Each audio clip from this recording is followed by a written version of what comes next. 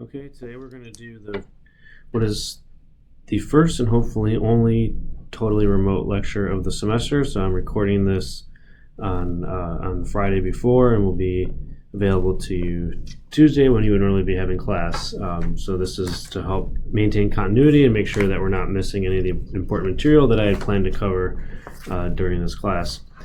All right, so talking to a computer screen is not as fun as talking to all of you, but I'll do my best to give a clear and concise overview of this section of the chapter. So we're getting towards the end of chapter 2 already, and if you'll recall, last time we talked about quantum numbers, which are a set of parameters from wave functions that allow us to describe atomic orbitals, and we're going to talk more about atomic orbitals today, both in terms of their shapes and the region of space that they occupy, that the electrons would reside in, as well as the energies and how we start filling atomic orbitals with electrons in real atoms. All right, but before we get into that, since you will be seeing this on Tuesday, it is what we would call in this class Try Hard Tuesday, where we're going to give sort of weekly reminders about work habits and things related to succeeding in this course.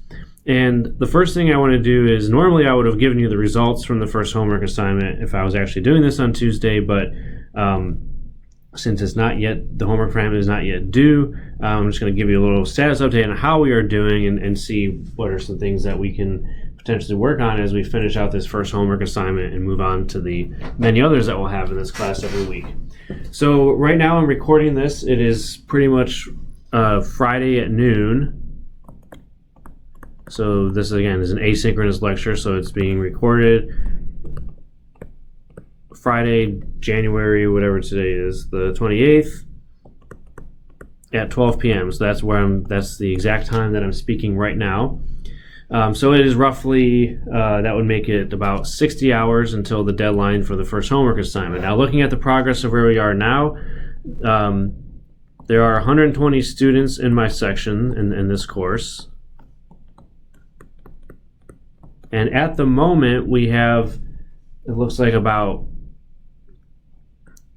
50 students have completed one or more attempts on the first homework assignment. What is that one called?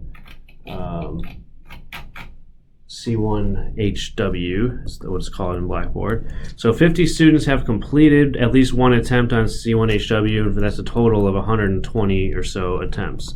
So a little more than 2 per student.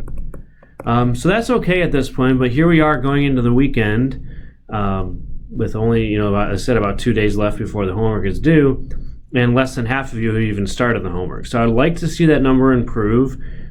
We showed in the past that there's not a huge effect of when students do the homework in terms of how it impacts their studying, but I do think it is helpful to spread out your attempts throughout the week, do some earlier in the week so that you can figure out which topics you're having trouble with and make sure you get help on them either from me in office hours or a tutor during the week, so that when you do the final attempts, you're much better prepared to do all those problems and can do them and practice them without too many resources available. So I think we can try to improve on this. As I said, we're going into the weekend and less than half of you have started it, which means more than half of you are going to be doing attempts last minute, which is typical. I'm not surprised by that or dismayed by that, but at the same time, I think that's something we can work on. So what I want to see by the end of the weekend at the very least is I want to see all 120 students having done the assignment, and I want to see a total of 480 attempts completed, meaning all of you did 4 attempts. So remember that your bonus points are tied to the number of attempts, and the number of attempts is strongly related to your grade. So we'll see what that is like, and I will update you afterwards about how we did on this first assignment. But like I said, my number one concern is to see that we get all those attempts done, each and every one of you doing the maximum amount of practice, which will really help you stay on top of this early course material. All right, so let's get into the topics for today. So we're going to start with a few review problems dealing with atomic orbitals and quantum numbers in particular, which we ended with last time. So this is a review of stuff we covered last time. And again, just thinking about the relationships between the 3 quantum numbers that we have so far, N, L, and M sub L, and what that means about the number of orbitals we have, or other things about those quantum numbers. So this question asks, what is the smallest principal quantum number that has d orbitals? Okay, so we're looking for a principal quantum number that has d orbitals, and remember that a d orbital those subshell are designated with letters, and that corresponds to the L value, 0, 1, 2, and 3. So we're talking about d orbitals here, so we're looking for the principal quantum number that would have the possibility of having L equals 2, which would be a d subshell, which includes then the 5 d orbitals. All right, so if L equals 2 for a d orbital, remember that the allowed values of L are 0, 1, 2, and so on, all the way up to n minus 1. So in order for L to be equal to 2, the smallest value of n that we can have must be 3. Okay, so we're looking for the smallest value of n when L can be 2. So this would be the correct answer here, because if n was anything smaller than 3, if n was 2, we could not have also L equals 2. So in order for L to be 2, n has to be exactly 3. So this was just, again, thinking about the relationship between n and L, but in some sense working backwards, where we're giving you the value of L, it's 2 for any d orbital, and asking you which value of n could you have. So n could be 3, 4, 5, 6, and so on, anything that's bigger than L plus 1. But the smallest value of n would have to be then 3. Okay, so that's one example problem sort of related to what we did last time. And then this one here asks how many orbitals have the quantum numbers n and L equal to 6 and 6. So this one, what you might be tempted to do is think about the relationships we were in last time. Number of orbitals in a shell is n squared. Number of orbitals in a subshell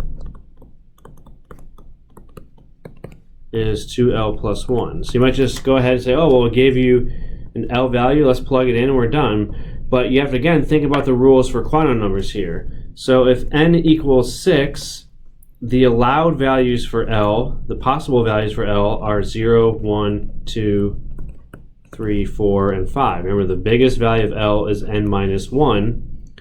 So L cannot be 6 if n is also 6. So this here is an invalid value for L. Okay, when n is 6, L cannot also be 6. L can only be up to n minus 1. So because this is an invalid pair of quantum numbers, there would be 0 orbitals that have those quantum numbers n and L. Because those two cannot be paired up together. So that, in some sense, you might call it a trick question, but again, it asks you to think about the relationships between them. So if your value of L is not compatible with your value of n, you're never going to have an orbital that would have those two quantum numbers together. All right, and then the last quantum number last quantum number example we'll do is how many orbitals have the quantum numbers nl equals 7 and 5. So this is very similar to the last one, but this time the value of L is okay, because if n equals 7, L can be 0, 1, 2, 3, 4, 5, and 6. So L equals 5, which is the second quantum number here, is perfectly fine. So this would be a valid set of two quantum numbers for a subshell. And what it wants to know now is how many orbitals would have those first two quantum numbers. And again, we go back to relationships we covered. If you're talking about a shell, which is defined only by a value of n, that would just be given by n squared. But here we're given n and L together, so that's a subshell, and the number of orbitals in a subshell, where we have an n and L value together, only depends on the value of L, but it's given as 2L plus 1. So in this case, we're going to use this relationship here because we're given an n and an L value, and that means that the number of orbitals that we're considering is going to be 2 times the value of L, which is 5, plus 1, which gives us 11. So 11 would be the correct answer here. All right, so that's going to be the few examples that are related to what we covered last time, and so we don't need to do anything more with that. Okay. So on to the new stuff that I want to cover today, which starts with talking about the shapes of atomic orbitals. Now, what does it mean for an atomic orbital to have a shape? Because remember that an atomic orbital is synonymous with a wave function. A wave function is an equation And it's related, as we talked about last time, to the probability of finding an electron in a certain region.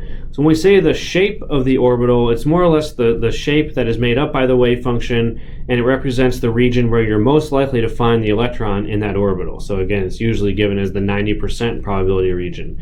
The region in space where we're 90% likely to find an electron if it's sitting in that orbital. Okay, so that's going to be the what we mean by the shape of an orbital. And as we'll see, the different types of orbitals we have, dictated by the value of L, all have different shapes from each other, and we want to at least know some things about that. So before we get into that, we're going to define some key terms that are related to the shapes of orbitals. So the first one is node. So this is a region where the electron has 0 probability of existing. So in these wave functions, there are sometimes certain regions in space, some distance from the nucleus or some area around the nucleus, where the electron has 0 probability. All right, and so if that's the case, that's what we call a node. So that's a region where the electron has 0 probability of existing. In other words, it's where the wave function equation equals 0. And there's two types of nodes that we want to be familiar with, because these atomic orbital wave functions, they have a radial component. This is telling us how far away from the nucleus the electron is likely to be, and they have an angular component, which tells us, again, the general shape of the orbital, whether it's spherical or something else. So a radial node is a certain radius, a certain distance from the nucleus.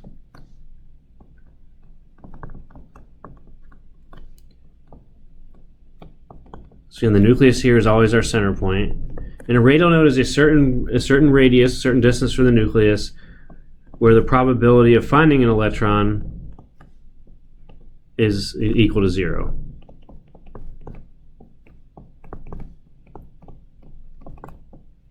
So what it means is for that orbital, the electron cannot be at that distance from the nucleus. The probability there is 0. And we can easily predict the number of radial nodes if we know the quantum numbers associated with that orbital. So the number of radial nodes is a little bit more of a complicated relationship, but it's given by n minus L minus 1. Okay, so each orbital is going to have an n and an L value as well as an m sub L, but the number of radial nodes is dictated by n and L, n minus L minus 1. A nodal plane is a two-dimensional plane where the probability is 0. And this is going to dictate the shape of the orbital, being spherical or something more complex than spherical.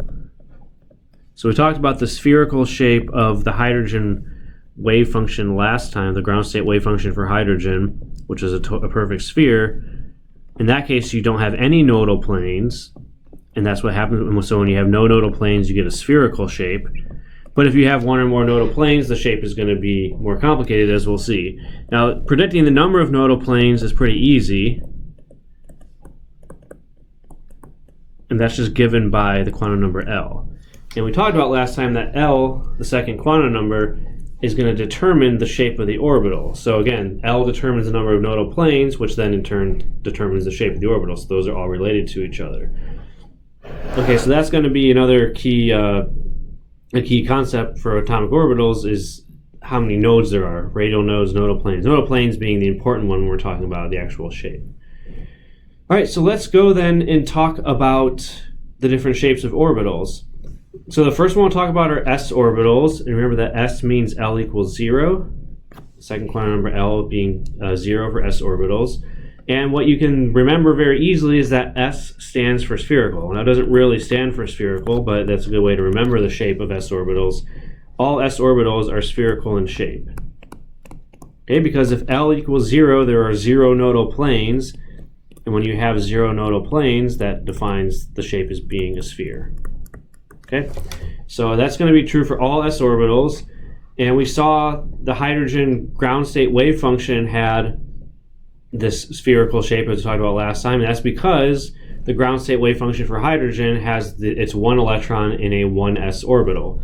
So if we have a 1s orbital where n equals 1, the general shape is going to be what we showed you last time for hydrogen, where the radial distribution, the radial probability density, this is again 4 pi r squared psi squared, the radial probability density, the probability of finding the electron at a certain distance from the nucleus, that's going to have this sort of peak shape here, and there's going to be 0 radial nodes for 1s, because remember the number of radial nodes is n minus l minus 1. For 1s, that would be 0. So in this, there's no place where the electron has 0 probability. If I'm drawing it carefully, I'll show again that this doesn't actually go to 0. It tails off and approaches 0, but it's an asymptotic type of behavior. So this is again the same radial probability density we saw for the hydrogen ground state, because in the hydrogen ground state, the single electron that we have is in a 1s orbital, and that's what it looks like. Now if we go to a 2s orbital, where n equals 2 and l still equals 0, the number of radial nodes is n minus l minus 1, 2 minus 0 minus 1, which is 1. So in a 2s orbital, we have 1 radial node. And so what that looks like is this situation here. You would have a peak sort of close to the nucleus, and then a place where the wave function goes to 0, but then the most probable radius would be further away. So as the value of n gets larger and larger, the most probable radius shifts further and further away, but you do have a region of non-zero probability close to the nucleus, shown here with this first peak, and then you have here your 1 radial node, which I'll point out with an arrow like that. All right, so that's your 1 radial node right there where the wave function, where the radial probability density goes to 0. And then taking it one step further, if we have a 3s orbital, n equals 3, l still equals 0. 3 minus 0 minus 1 is 2 radial nodes. So if we have 2 radial nodes, what the approximate shape of this probability density is going to look like is 2 small peaks where the wave function goes to 0 after each one, and then a larger peak further away. All right, and so in this case, again, there are 2 radial nodes to point out, there and there. Again, those are distances from the nucleus where the probability goes to 0. And that gives you this sort of triple hump shape for a 3s orbital. So that's probably the only type where, this is probably the only type of orbital we're talking about the radial probability density is somewhat useful, because again, these s orbitals are all spherical shape, but what it means when you have these radial nodes, a single radial node in 2s or 2 radial nodes in 3s, is that there are 1 or more radii, 1 or more spheres around the nucleus where the electron has 0 probability of existing.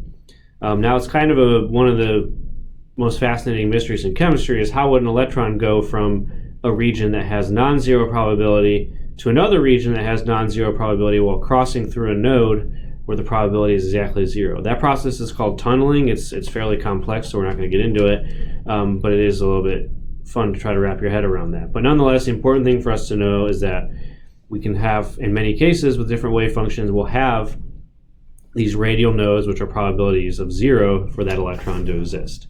But the important thing for you to know is that s orbitals are spherical in shape. That's really what's going to come up the most in our discussions of these orbitals. Now, the next type of orbital we'll talk about are p orbitals. We're really only going to go in detail for the 2p orbitals. We can still predict how many radial nodes there are using the same equation, n minus l minus 1. For 2p orbitals, there would be 0 radial nodes. So for that one, again, we have a pretty simple radial function. N equals 2, L equals 1 for a 2p orbital. That means there's going to be 0 radial nodes. 2 minus 1 is 0.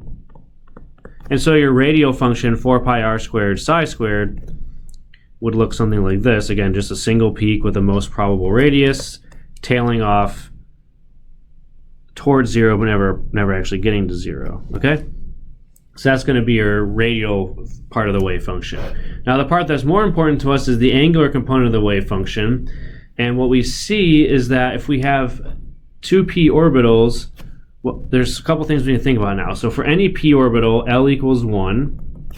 And so that means we have 1 nodal plane. The number of nodal planes is equal to the L value.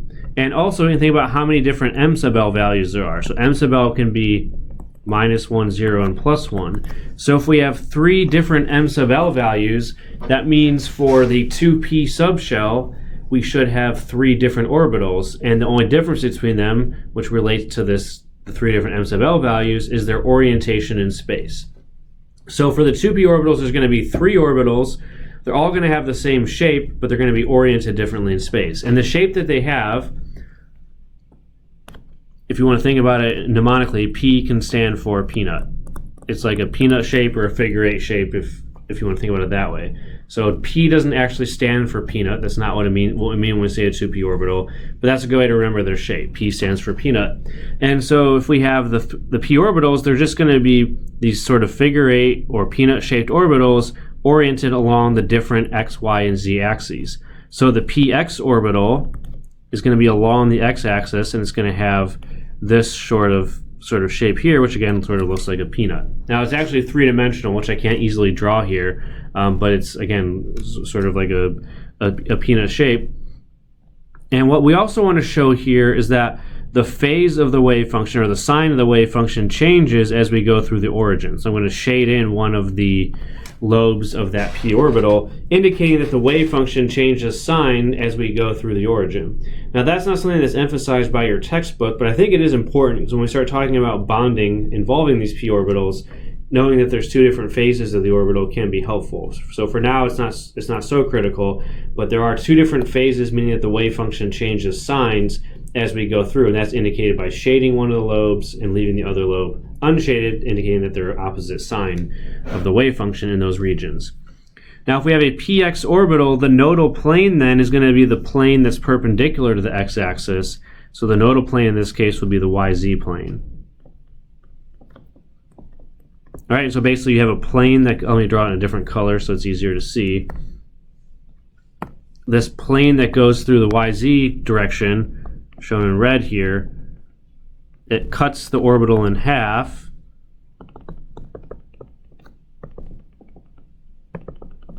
So it cuts the orbital in half, it's perpendicular to the orbital, and that's going to be your nodal plane. I didn't draw it particularly well, but imagine the plane that cuts that orbital in half, that's your nodal plane, the region where there's also 0 probability of the electron existing, and why it has this sort of double-lobed peanut or figure 8 type shape.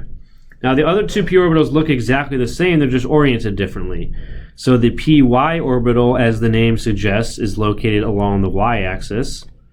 So it looks exactly the same. One of those lobes is shaded, indicating that there's a positive region for that wave function and a negative region as you go through the origin. And again, the nodal plane is perpendicular to y, so it'd be the plane dictated by the other 2 coordinates, x and z. And then for pz, the last of the 3 p orbitals, again, the perpendicular plane xy would be the nodal plane in this case, and as the name suggests, pz is oriented along the z-axis here.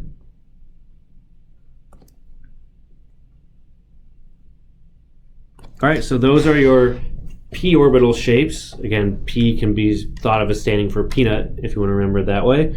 And they're all the same shape, just oriented in different directions in 3-dimensional space. The last ones we'll talk about are the d orbitals. These are the most complicated that we'll deal with. F orbitals are even more complicated, but we're not going to touch them in this course. And so the 3 d orbitals, n equals 3, L equals 2. So if n equals 3 and L equals 2, you still have 0 radial nodes. So the radial wave function for the radial probability density, I should say, is going to look similar. Just have a single peak at some distance from the nucleus, tail off towards 0. So that radial function is going to look the same for a 3d orbital. There's again 0 radial nodes, but because L equals 2, now there's going to be 2 of the nodal planes. And to remember the shapes of the d orbitals, what's a helpful mnemonic device is that d stands for double peanut, so it's 2 peanuts interwoven together, or one of them, as we'll see, is more shaped like a donut. So d stands for double peanut or donut. All right, so what these orbitals look like, the d orbitals are a little bit more complicated, and there's 4 of them that are identical in shape, but just differ in terms of how they're oriented in space. Okay, so 3 of those d orbitals are just oriented the same, look exactly the same, but are oriented differently. So dxy it's going to be a sort of a four-leaf clover shape, or a double peanut, as I've sort of described it. And in the dxy orbital, the lobes are going to lie in between the x and y axes. So the name is dxy, so if we highlight the x and y axes here in yellow, dxy is going to have its four lobes in between the x and y axes. So it's a little bit hard to draw because this is, perpendicular to the page. And then alternating lobes are going to be shaded differently, indicating that the phase changes. So it's sort of like, again, a four-leaf clover or double peanut type shape. If we go to D, let's do the easiest one. I guess I didn't make any of these particularly easy. If we go to DXZ now, that's exactly the same shape, but now the lobes are oriented along the x and z axes. So those are the two axes that the four lobes are going to lie in between, and so you'll have a lobe in between in all four of those quadrants.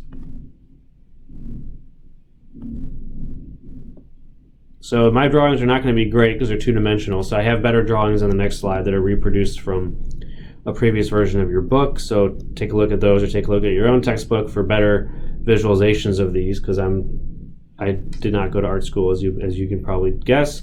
The other one is that looks exactly the same, but it's just rotated, is DYZ. So again, the name of the orbital tells you the coordinates that are involved. So it's going to be this time Z and Y. So it's going to be the same as DXZ, but rotated 90 degrees in space, and you're going to have lobes in between the Y and Z axes. So they look kind of the same, but they're, if you imagine them being rotated 90 degrees from each other. And then there's one other d orbital that has the same shape, but it's a little bit different. It's called dx squared minus y squared. This, in some sense, might be the easiest one to visualize, because in this case, the lobes are directly along the x and y axes. They're not between the axes like they are for the other three. All right, so in this case, you have a lobe directly along the y-axis, direct in both directions, and directly along the x-axis in both directions. Again, alternating lobes having opposite phase, so we're indicating that with shading here. So these four orbitals that I've drawn are all the same shape, they're just oriented differently in space. So you have to think about it three-dimensionally. It's harder to draw it three-dimensionally. But what we would ask you to do on a homework assignment is, if we gave you a picture of an orbital, we'd indicate the coordinate system, and you would just need to identify which orbital that is based on its shape and based on its location in space. Now the fifth d orbital, again, there's 5 d orbitals here because m sub l can be -2, -1, 0, 1, and 2. So we have 5 different m sub l values, and we have 5 different orbitals. And so for the last one, it's called dz squared. This is the one where the donut part of the name will make sense. So dz squared looks like a peanut and then surrounded by a donut. So you have this, it's called the torus in real life, but you can think of it as a donut that surrounds the peanut, and so that's what the dz squared looks like. So it's a bit different. In this case, instead of having 2 nodal planes, it has 2 nodal cones, but nonetheless, it's one of our d orbitals. And it's pretty easy to recognize because it's directly along the z-axis, and it's the only orbital that we'll have in this course that involves a donut encircling the other part of the orbital.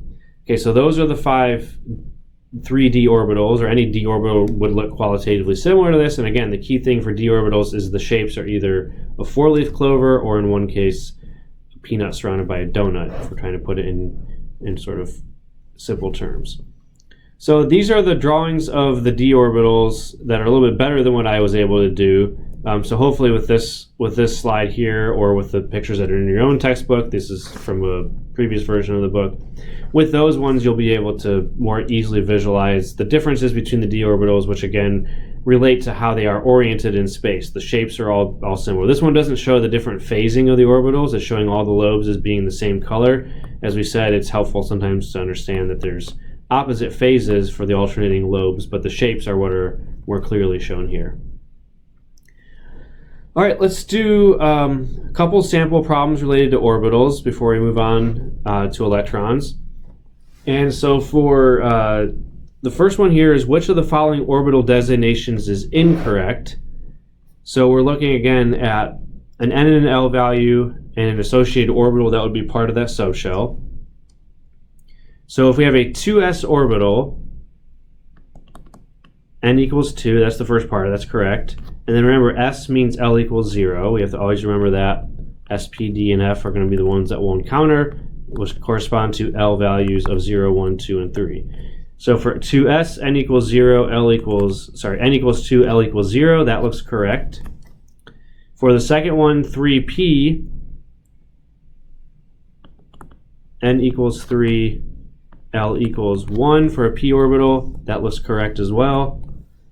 For choice C here, 4D, N equals 4, L equals 2. That looks fine. If we go to the last one here, N equals 3, L equals 3, a 3F orbital, this is similar to a problem I gave you earlier. So N equals 3 is fine, but then if N equals 3, the only possible values of L we can have are 0, 1, and 2. So an F orbital is L equals 3, but we cannot have L equals 3 when N also equals 3. So this one is going to be incorrect because L cannot be 3 if N is also 3. So similar problem that I gave you earlier, just again remembering the rules for quantum numbers. And then sort of getting more directly at the types of questions we might ask you about orbital shapes. Again, we don't want you to know too much about them. We can't ask you to draw orbitals on the exam because Blackboard doesn't really easily allow you to do any sort of drawing. But if we gave you the shape of an orbital, you should be able to identify which one it is. So the first thing is, what is the name for the orbital pictured at right? The first thing we should look at is just sort of the gross shape of the orbital. This orbital that I'm showing has 4 lobes, or if you want to think about it, 2 nodal planes that cut through those lobes. So either of those should identify this as a d orbital. Okay, anytime you see the 4-leaf clover shape or the double peanut shape, anytime you see that, you should think d orbital. So it's going to be a d orbital, so we can get rid of this one. It's not pxy. There's no such thing as pxy. But if we want to figure out which one it is, again, we have to look at the orientation of the coordinates. So these lobes are located directly along the x and y axes. And remember, the d orbital that's directly in the xy direction is going to be dx squared minus y squared. All right? dz squared is the one that has the donut around it, so that's not correct. dxy would look very similar to this, but the whole thing would be rotated 45 degrees such that the lobes are now in between the axes. So again, there's a subtle difference between x squared minus y squared and xy, but the one where the lobes are directly along the x and y directions, that's correctly identified as dx squared minus y squared. Okay, so that's going to be, again, all our coverage of the shapes of orbitals. We don't want you to know that in a lot of depth, but the shapes of orbitals is going to also be somewhat important in chapter 3 and 4 when we start talking about bonding and shapes of molecules and stuff as well. All right, the last thing we're going to cover before we start talking about what are called electron configurations is the 4th quantum number. Okay, so there actually is a 4th quantum number. We've only covered 3 so far, N, L, and M sub L. And as we've talked about multiple times, those 3 quantum numbers together designate an orbital. So when you have a single orbital, it's going to have a specific N, L, and M sub L number associated with it. Now there's also a 4th quantum number that we need if we're going to start talking about the full set of quantum numbers for every electron in an atom. Because what we're working towards now is how we're going to decide then for the ground state of any atom on the periodic table which orbitals have electrons in them. In other words, we take all the electrons from the atom, we partition them into different orbitals. We're going to learn how to decide which orbitals those electrons go into. But to be able to do that, we need to understand that there's now also a 4th quantum number that we haven't introduced yet. So this one is called the spin quantum number.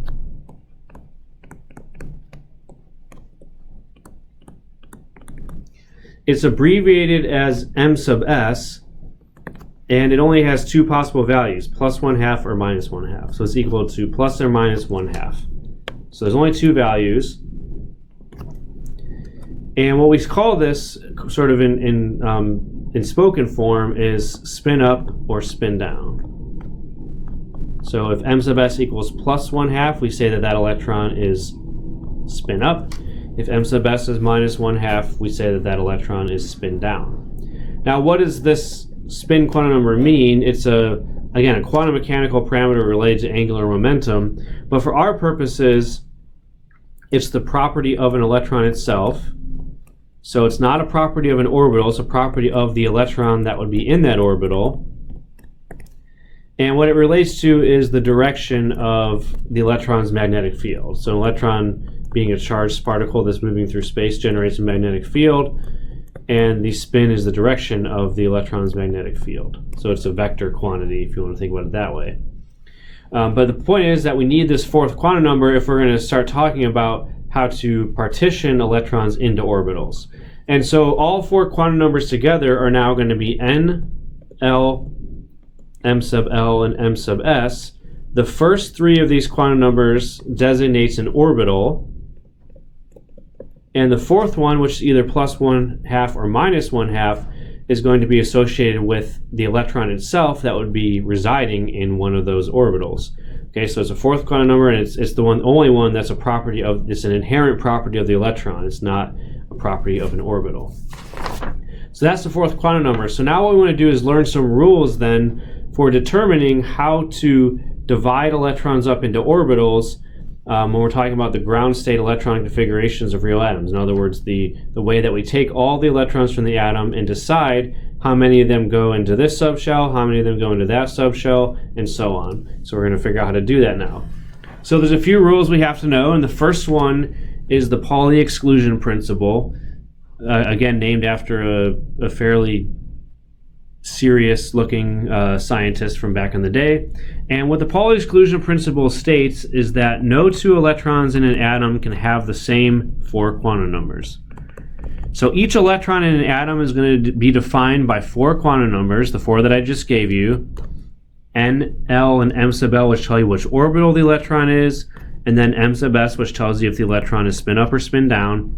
And in an atom, no two electrons can have the same four quantum numbers. So each electron is going to have a unique set of four quantum numbers. Some of them can be the same, but all four cannot be identical for any two electrons in that atom. All right, so each electron has a unique set of quantum numbers. And so let's talk about the implications for this. Again, that fourth quantum number m sub s is either plus 1/2 or minus 1/2. The first three quantum numbers designate the orbital. But because m sub s only has two values, plus 1/2 or minus 1/2, this means we can only put a maximum of 2 electrons per orbital. Okay, because if we have an orbital that's defined as n, l, and m sub l, the electrons that are in that orbital have to have different m sub s values in order to satisfy the Pauli exclusion principle. And so when you have this situation here, you can only put 2 electrons per orbital because they can be plus 1/2 or it can be minus 1/2, but you cannot have 2 electrons that have the same m sub s value in the same orbital. And what it also means is that when an orbital has 2 electrons, now orbitals don't always have 2 electrons in them. They can have 0 electrons, meaning they're empty, or they can just have a single electron in many cases. But when an orbital does have 2 electrons in it, the spins must be opposite of each other for those 2 electrons, which is what we call paired. So when we say the spins are paired, that means the spins are opposite of each other. So in that orbital that has 2 electrons, one of the electrons is m sub s equals plus 1/2 spin up, and the other must be spin down minus 1/2. All right, so 2 electrons per orbital, and when you put, so 2 electrons per orbital maximum, and when you put 2 electrons into one orbital, they have to have opposite spins, one spin up, one to spin down. So with that in mind, recognizing that we can put a maximum of 2 electrons per orbital, that introduces some new relationships for how many electrons can we put into a shell or a subshell. So as we already talked about, the number of orbitals in a shell, which is defined by an n value, is given as n squared. At most, we can put 2 electrons into each orbital. So what that means is that the maximum number of electrons we can have in a shell is given as 2 times n squared. All right, because there's no more than 2 electrons per orbital. If there's n squared orbitals, that means there's no more than 2 times n squared for the number of electrons. So for any shell in an atom given by an n value, we can predict what's the maximum number of electrons we can put in. It's simply given by 2n squared. And then similarly, we can figure out how many electrons can fit into a given subshell. A subshell is defined by an n and an l value, and as we already talked about, the number of orbitals in a subshell only depends on l, and is given as 2l plus 1. And what that means then is that the maximum number of electrons in a subshell is twice that. 2 times 2L plus 1. So each orbital can have at most 2 electrons, which means that at most you can put 2 times 2L plus 1 electrons into a subshell. So as an example, we sort of did this last time for number of orbitals. Now let's look at number of electrons that are possible. So if you have the third shell, meaning n equals 3, the number of electrons maximum, this is maximum number of electrons, this is not how many will be there, it's just the most that you could put in. I should say max here just to be clear on that. The maximum number of electrons in the third shell is given as 2n squared, n equals 3, so it's going to be 2 times 3 squared, or 18. So that means in the third shell for n equals 3, there can be at most 18 electrons that would be in that shell, meaning that 18 electrons at most would have n equal to 3 in any given atom. Now if we go to the different subshells that are in the third shell, so there's going to be a 3s subshell where L equals 0. The maximum number of electrons is 2 times 2L plus 1. L equals 0 for 3s, so 2 times 1 is 2. So that means for the 3s subshell, which only has one orbital, you can have at most 2 electrons. For the 3p subshell, the maximum number of electrons is 2 times 2L plus 1. L is 1 for the p orbitals. So 6 of those 18 electrons can go into the 3p subshell. There are 3 orbitals in that subshell. Each orbital can have up to 2 electrons for a total of 6. And then for 3d, which is the last subshell with n equals 3, L equals 2. So the maximum number of electrons, I'm not going to write out the whole thing again, is 10. So that means 10 of the 18 electrons can go into the 3d subshell. So if your third shell is completely filled, meaning it has 18 electrons in it, 2 of those electrons are in 3s, which is a single orbital. 6 of those electrons are in 3p, which are divided among the 3 orbitals that are in that subshell. And 10 of those electrons are in 3d, which is then divided among the 5 orbitals in that subshell. So those are the relationships we can now use to figure out the maximum number of electrons that are able to be put into a single shell or into a single subshell. So those are helpful relationships as well for talking about electron configurations of atoms. Now the next thing we need to talk about when we're deciding how to arrange electrons into the different subshells and different orbitals are what are the factors that influence the energy of an electron when it's in a given orbital. Because the idea here is we're going to learn how to assign the ground state electron configuration for an atom, which is the lowest energy arrangement for all the electrons in that atom. So we need to figure out what determines the energy of the electron such that we can decide then how to arrange them into the lowest energy arrangement possible. And so there's a few factors here that are going to determine the energy, and then they're going to lead us to be able to rank the different subshells and different orbitals in terms of their relative energy ranking, from lowest energy, which we're going to put the electrons into first, to highest energy, which they're going to get filled last. All right, so proton-electron attraction is one of them. That's sort of the key force that's holding the electrons around the atom. And so there's oppositely charged protons in the nucleus, electrons around the nucleus, and those are attracted to each other and held together. And basically, the more protons you have in the nucleus, that's going to result in a stronger attraction to those electrons.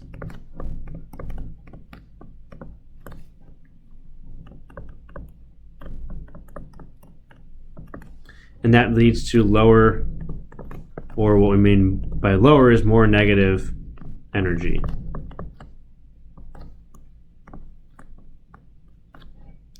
All right, and again, this comes from things we talked about in the Bohr equation. Remember, the Bohr equation had that z² term, which is for the number of protons in the nucleus. That equation is not valid for predicting the energies in multi-electron atoms, but it's still relevant in some sense because as we put more protons in the nucleus, we reduce the energy of the given orbital. So this is useful if we're comparing the energies of orbitals in two different atoms. So if you have let's say a 3p orbital in one atom and a 3p orbital in another atom, if one of those atoms has more protons, the 3p orbital or any orbital in that would be lower in energy by virtue of the stronger attraction to the nucleus. So that's one factor that influences the energy of an electron, is how strongly attracted to the nucleus it is, which is proton-electron attraction. And then the other key force involved in multi-electron atoms is electron-electron repulsion. So if we have now more than one electron in our atom, those electrons have the same charge, both negative, and they're going to repel each other to some extent. And that's going to influence the overall energy as well.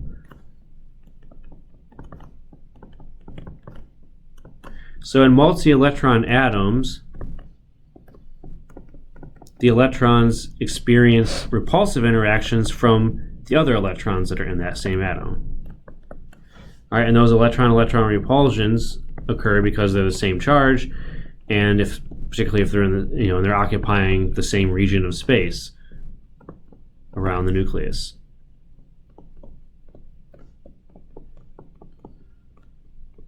All right, so that's one thing that's true, and then these repulsive interactions are destabilizing, meaning they raise the energy.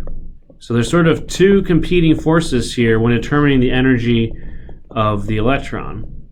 The attraction to the nucleus, which is stabilizing, meaning it lowers the energy the stronger that is, but then the electron-electron repulsions, those are destabilizing, meaning they increase the energy for the stronger they are. So really what the atom is trying to do, or what it does when it determines its ground state electron configuration, is it tries to maximize the proton-electron attraction to lower the energy as much as possible, and then it tries to minimize the electron-electron repulsion to prevent that increase in energy that's caused by those. So it's again two competing factors that have to be balanced here, and the goal is again to get the overall lowest energy arrangement where the proton-electron attractions are maximized and electron-electron repulsions are minimized. That will give you the lowest energy possible. So other things that determine then how strong the proton-electron attraction is and how strong the electron-electron repulsion are two concepts called shielding and penetration. So shielding is the situation where we know that all the orbitals don't have the same radial probability distribution. Some orbitals are going to, on average, be closer to the nucleus. Some orbitals, on average, are going to be further away from the nucleus. That usually scales with the value of n. So the value of n being the first quantum number, the smaller it is, the closer to the nucleus on average that orbital would be. The larger the value of n, the further away it would be. And so that's going to be an important concept for determining how close the electrons are. And then what happens is, if you have some electrons that are close to the nucleus on average, and then other electrons that are further away, the electrons that are further away are going to be blocked partially by the electrons that are closer. So shielding is what we call that concept, and this is basically what happens is that because those inner electrons are blocking the nucleus from the outer electrons, it reduces the nuclear charge experienced by those outer electrons.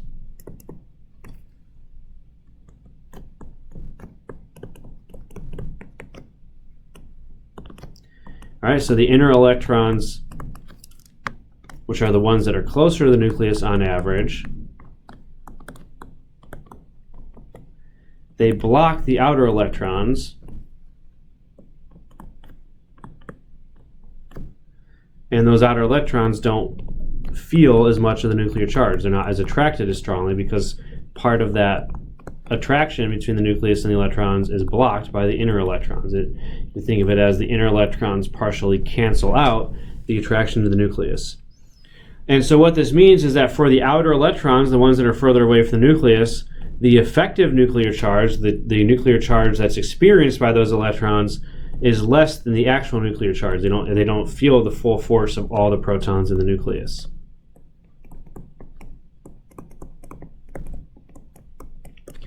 Now, the key consequence of this for our purposes is that, again, the ones that are close to the nucleus are the ones with the smaller n values. The ones that are further away are the larger n values. And so what this means is that the lowest energy orbitals are the ones that have the smallest values of n, and the average energy of that orbital is going to increase as the value of n increases. So when we fill subshells with electrons, we're going to fill the ones with n equals 1 first, because those are closest to the nucleus, and then n equals 2, and then n equals 3, and then n equals 4.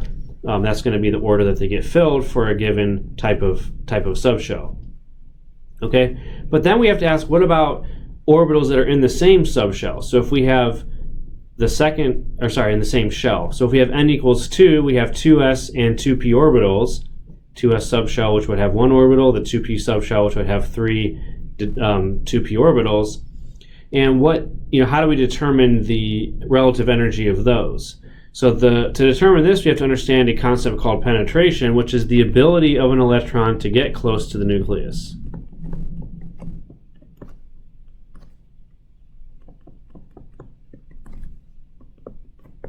Because the closer it can get to the nucleus, the stronger its attraction to the nucleus is going to be, and then the lower its energy will be. So the orbitals that penetrate closer to the nucleus have lower energy.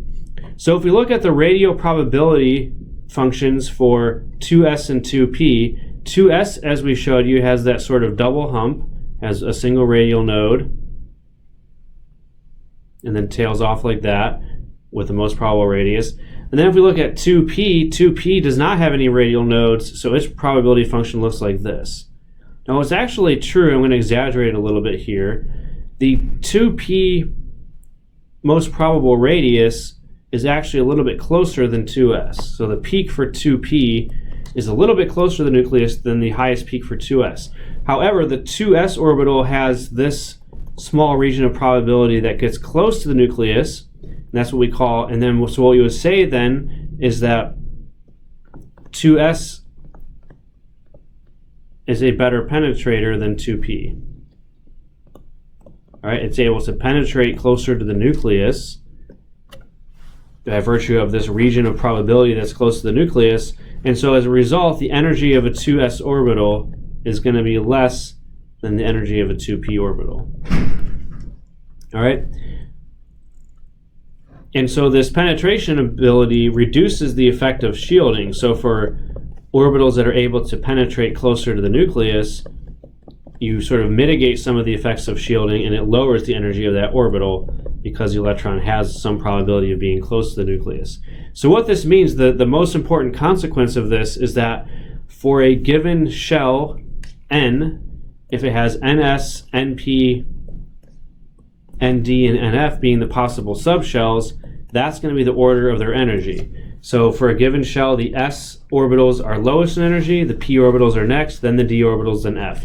So for any given shell, that's going to be the order that we fill the different subshells: s, then p, then d, then f. So what this leads to then is now one more important point, which is, what about the energies of the orbitals in the subshell? So if we have a 2p subshell, let's write it down here for now. We have L equals 1. So that means there's going to be 3 orbitals. So in this 2p subshell, or in any subshell that has more than one orbital, how do we decide which orbital is lower and higher in energy? It turns out it's very simple to do that. So to understand that, we need to define first what a degenerate orbital is. It has nothing to do with whether it committed, it doesn't mean criminal or degenerate in that terms. What it means is that it's an orbitals that have the same energy.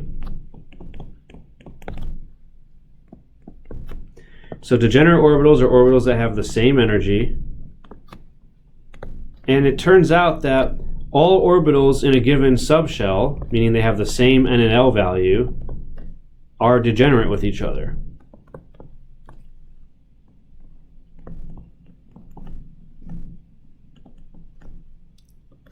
And we kind of already talked about that, because when we were defining the quantum numbers n, l, and m sub l, we said that the m sub l value has nothing to do with the energy of the orbital. So changing the n sub l value does not affect the energy of the orbital as long as n and l stay the same. So that means in a given subshell, 2s, 2p, 3d, whatever, however many orbitals you have in that subshell, they're all going to be at the same energy as each other for that subshell. So this 2p subshell, which has 3 orbitals, all of them have the same energy. So there's no difference in the energy for the 3 individual p orbitals that are in that subshell. Okay, so those p orbitals are going to have the following quantum numbers: 2, 1, minus 1, 2, 1, 0, and 2, 1, plus 1. So again, N and L is going to be the same for all of these, and they have different m sub L values. All three of those orbitals defined by those three sets of quantum numbers are at the same energy. So what that means is, as we'll talk about in more detail next time, when an electron enters a subshell that has 2 or more degenerate orbitals, it doesn't matter which of those orbitals it goes into at first, because all those orbitals are at the same energy. It just wants to go to the lowest energy possible, and all the orbitals are the same in that case, so the electron will go into any of those orbitals, and the energy would be the same. So what we're going to close with today is what's called the off-bow principle, which is determining the order of the subshells and how they get filled with electrons. So as we've already mentioned today, when we're deciding the electron configuration for an atom, the arrangement of electrons in an atom, what we're going to do is we're going to arrange the electrons into the lowest energy subshells first, and then into the higher and higher energy subshells in order. And so that whole process of adding the electrons to the lowest energy subshells first, and then filling the higher and higher energy subshells afterwards, is called the off-bow principle. Off-bow is a German word that means building up. That's why I'm showing the German flag here, because off-bow is a German word. And this is the principle, again, of building up the subshells from lowest energy to highest energy. So the electrons are going to be added one at a time to the lowest subshell or sublevel available. So when we're adding electrons to the subshells, we're going to arrange the subshells in order of lowest energy to highest energy, and the electrons are going to be added one at a time into the lowest available sublevel that's still empty. And only when you fill that sublevel would you then start adding electrons to a higher energy sublevel. So by following the off-bow principle, we can then define what's called the ground state configuration, which is the arrangement of the electrons into sublevels that has the lowest possible energy. So by following the off-bow principle, by filling the lowest energy subshells first into the highest energy subshells,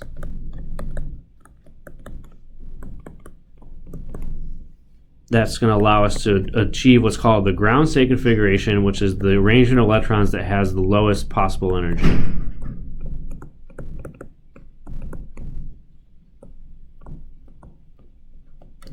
So when we're writing out electron configurations, here's how we're going to sort of denote them. So we're going to write out each sublevel using the number and the letter that go with it, so like 1s, 2s, 2p, 3s, 3p, and so on.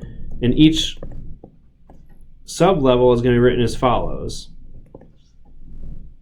NL, where we're going to use the letter designation for L, with a superscript x, where x is going to tell us the number of electrons that are in that subshell for that configuration.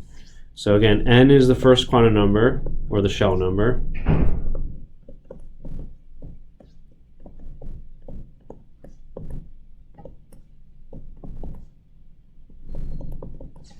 As we've already defined it many times, L is going to be a letter, in this case, S, P, D, or F. And then for each subshell designated by an N and an L value, X is going to tell us how many electrons are in that subshell. And so we're going to list out all the subshells that have electrons in them and how many electrons are in each one. And again, the order that we fill the subshells is from lowest energy to highest energy.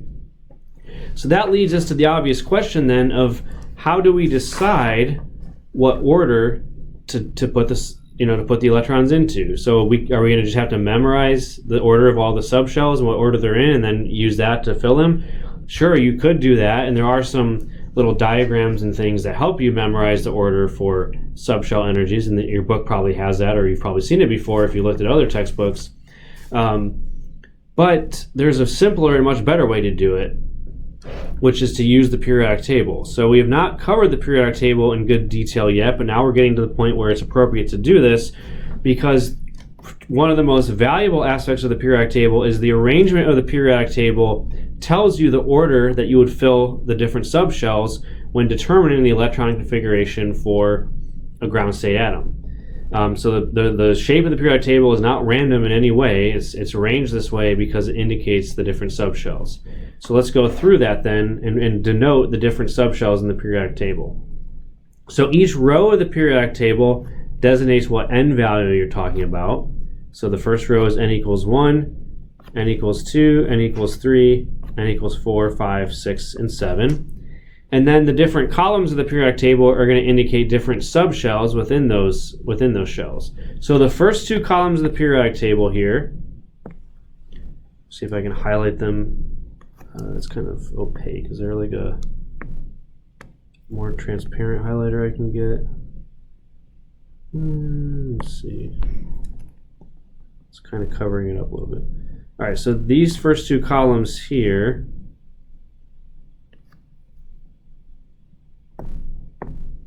are going to be your NS subshell. That's probably a terrible color. You probably can't see that if your vision is not optimized. So let me do that again. So these first two columns of the periodic table are NS, and I'm going to highlight them in the same color to indicate that those belong to the NS subshell. Now the one exception where the periodic table is arranged in a little bit of a weird way is that helium over here is also part of the S subshell. So it's put in the last column for reasons that'll become more clear later on. But this column of the periodic table is also, this one block of the periodic table up here is also part of the S subshell. All right, so that means the electrons, as you fill them, these represent the S subshells. We also have, on the right side of the periodic table, these 6 columns here, which I'll highlight in red,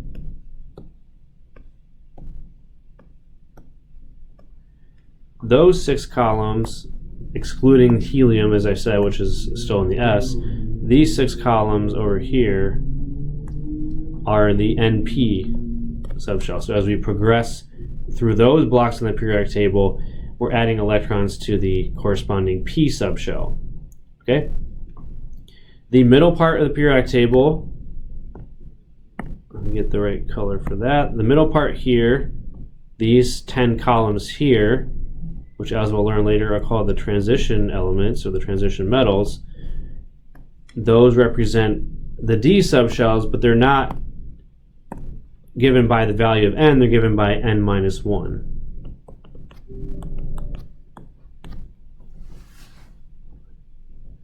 All right, so those are given by the D, those are n minus 1D. So here in the fourth row of the periodic table, where n equals 4, this first one here represents the 3D subshell, and then 4D and 5D, so it's n minus 1. And then the other two blocks of the periodic table are cut out from here and here. So what we do in this is we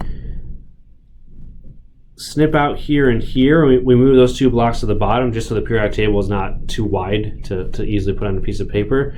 And so these two blocks down here, which I'll highlight in magenta or pink as it is, those are cut out again from the 6th and 7th row of the periodic table, but those represent the F subshells. So this is n minus 2F, technically speaking. This block here comes from the 6th row of the periodic table, so this is going to be the 4F row. This block here comes from the 7th row of the periodic table, so n minus 2 is 5, so that's going to be the 5F row.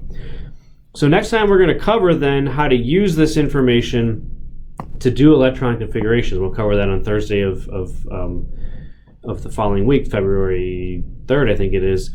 And so what we're going to do is, again, we're going to fill these subshells in order that they're shown here. So when we're putting electrons into the subshell, we find the element on the periodic table and we go one block at a time. So as an example, we'll go 1s to get through here. The next one that we come to in numerical order is 2s, and then it's going to be 2p, because we're in the second row, 2p, 1, 2, 3, 4, 5, 6. Then we go down here to the next element, which is 3s, 3s1, 3s2. After 3s is 3p. So this allows us, again, to figure out the order of the subshells. And so, again, the first ones we come to, elements 1 and 2, are 1s, n equals 1. This is the s block. After 1s, we come, this is atomic number 2. Number 3 here is now in the 2s block. So 2s is next. After going through the 2s block, the next block we come to is second row, and now it's the p block, so it's 2p. And then after 2p, we come over here to the third row. This is now 3s. After 3s, which ends with atomic number 12, we go to number 13, which is the beginning of the third row p blocks. That's going to be 3p. After 3p, we go down here. The next one is the fourth row, and it's now back in the s block, so it's going to be 4s. And then after 4s, before we go to 4p, we have to go through these 10 columns here, these 10 blocks here, which is n minus 1d. So this is the fourth row. N minus 1 would then be 3. So after 4s comes 3d. And then after 3d, we get to 4p, fourth row p block, and so on. So this is how we're going to use the periodic table to figure out the order that we fill the subshell. So this would be the order that we fill the subshells. We add electrons until the subshell is filled. Then we add to the next subshell until we've added all the electrons from that particular element. So that's kind of a preview of what's to come next time. We're going to use this organization of the periodic table and the order of the subshells that it presents to us, again, going in numerical order of all the different elements to figure out which subshell comes next.